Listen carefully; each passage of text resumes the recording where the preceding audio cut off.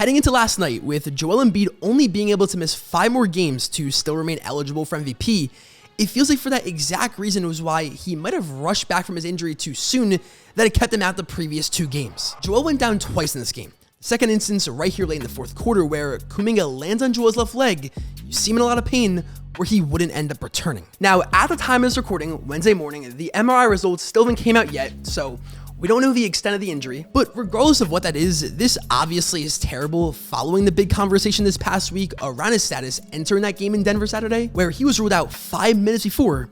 And I talked about that in Monday's video, and I know the title is, was Embiid ducking Jokic?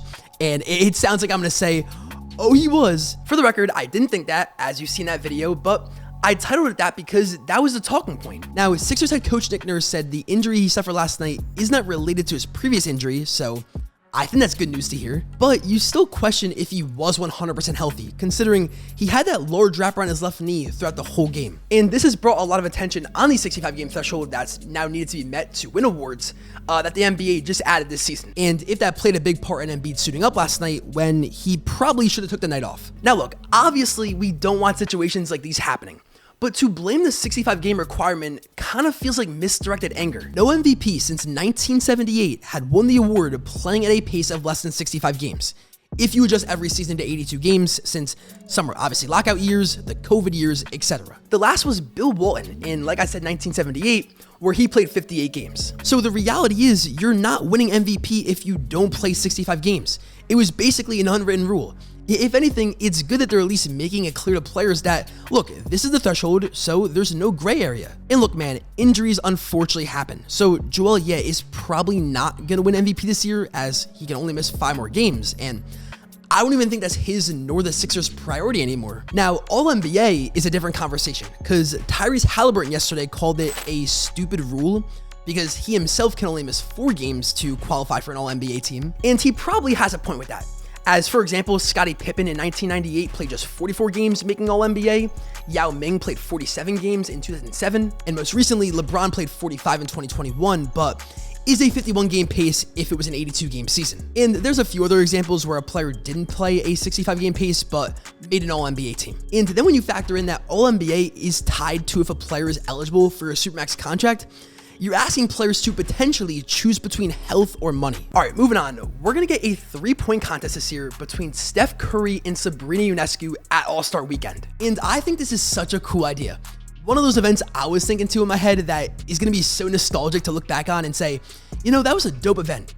And also, this is just great exposure for the WNBA. And shout out to Sabrina because she said she's gonna shoot from the NBA line with Steph when she's obviously accustomed to the WNBA line, which is a bit shorter around where the men's college line's at. So I don't want to hear the incel men in those IG comment sections saying, oh, see, this is why Sabrina won. Now, if you're unfamiliar with Sabrina, she has range.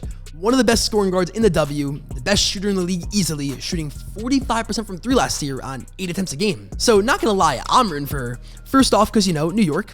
Secondly, though, this will put a lot of much deserved respect on the WNBA, and come on, she's got so much pressure on her to do this because if she does terrible, you know everyone is gonna come in with their jokes, so yeah, for sure pulling for her. And lastly, LeGM is back at it. After the Lakers' loss in Atlanta to drop to under 500, Bron tweets out his annual trade deadline cryptic tweet, just dropping an hourglass emoji. Also saying this post-game where it sounded like he was about to say, I'm not your coach. I don't have any message for my teammates. Just go out and do your job. I mean, I'm not, appreciate it. Way to cut me off because I was about. Now, Bron did have some positive stuff like this, saying that they're capable of beating any team in the league. We could, on any given night, beat any team in the NBA. And then on any given night, we get our ass kicked by any team in the NBA. But man, cryptic trade deadline Bron is really some of the funniest shit ever. Like, when he tweeted last year after the Mavs traded for Kyrie instead of them, quote, maybe it's me. Man, if I was anybody but AD, have your bags packed. Trade deadline is 1 week from tomorrow. All right, let's list them up, run through the rest of last night's action, starting at NYC. It's the Knicks, who extend their winning streak to 8 games, another blowout win without Randall and OG, moved to the 3rd seed in the East. The Celtics top the Pacers. Indiana's defense is cooked. The Raptors snapped their 5-game losing streak, beat the Bulls. And lastly, Pat Bev, Steph, and Kuminga all going out of here. Man, I love Pat Bev. But Dubs finally get a win, go to 20-24.